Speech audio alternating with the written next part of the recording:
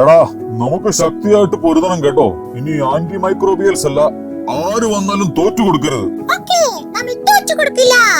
എടാ നോക്കടാ, anti microbials നമുക്കെതിരെ വരുന്നു. Get ready for next fight.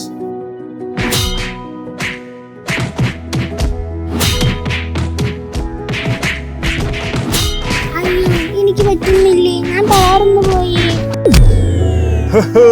നമ്മൾ ജയിച്ചു, അവർ തോറ്റുപോയി.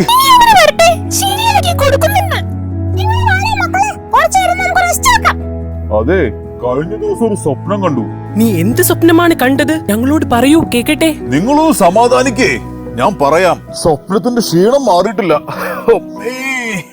നമ്മുടെ പഴയ കാലമില്ലേ, ആന്റിബയോട്ടിക്കുകളോ ആന്റിവൈറസുകളോ ഇല്ലാത്തൊരു കാലം. അന്ന് എന്ത് സുഖമായിരുന്നു. നമുക്കെല്ലാം മനുഷ്യരുടെയും മൃഗങ്ങളുടെയും സസ്യങ്ങളുടെയും ശരീരത്തിൽ കയറാനും പകർച്ചവ്യാധികൾ പകർത്താനും എന്ത് എളുപ്പമായിരുന്നു. കാലം കഴിഞ്ഞപ്പോ ആന്റിബയോട്ടിക്കുകൾ, ആന്റിവൈറലുകൾ, ആന്റി ഫംഗസുകൾ, ആന്റി പാരസൈറ്റിക്, എന്തൊക്കെ കണ്ടുപിടുത്തങ്ങളാ.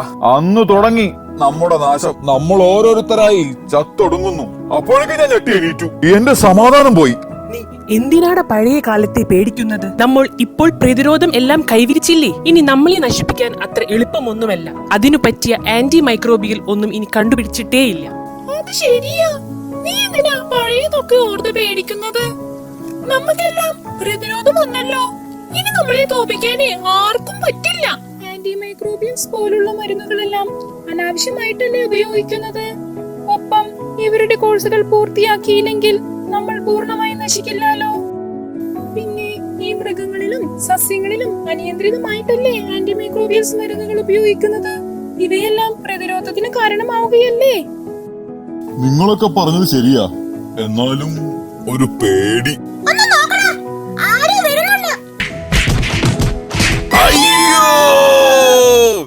AMR ഭീഷണിക്കെതിരെ പ്രവർത്തിക്കാനുള്ള സമയമായി. ശ്രദ്ധിക്കുക, വ്യക്തി ശുചിത്വത്തിലൂടെയും ക്രമമായ വാക്സിനേഷനിലൂടെയും അണുബാധ തടയുക. കുറഞ്ഞത് 20 സെക്കൻഡ് നേരത്തേക്ക് സോപ്പും വെള്ളവും ഉപയോഗിച്ചു അല്ലെങ്കിൽ ഹാൻഡ് സാനിറ്റൈസർ ഉപയോഗിച്ച് നിങ്ങളുടെ കൈകൾ വൃത്തിയാക്കുക. ചുമയ്ക്കുമ്പോഴും തുമ്മുമ്പോഴും നിങ്ങളുടെ മൂക്കും വായയും തൂവാല കൊണ്ട് മൂടുക. പഴങ്ങളും പച്ചക്കറികളും കഴുകിയും ശരിയായ രീതിയിൽ ഭക്ഷണം പാകം ചെയ്തും ഭക്ഷണത്തിലൂടെ പകരുന്ന അണുബാധ തടയുക.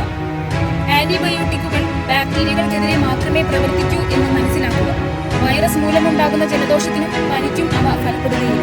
ആന്റിബയോട്ടിക്കുകൾ നിങ്ങൾക്ക് നിർദ്ദേശിക്കപ്പെടുമ്പോൾ മാത്രം കഴിക്കുക. ശേഷിക്കുന്നവ ഉപയോഗിക്കുകയോ പങ്കിടുകയോ ചെയ്യരുത്. ഡോക്ടറുടെ കുറിപ്പിടി പ്രകാരം ഡോക്ടർ നിർദ്ദേശിച്ച കാലയളവിൽ ആന്റിബയോട്ടിക് കോഴ്സുകൾ പൂർത്തിയാക്കുക.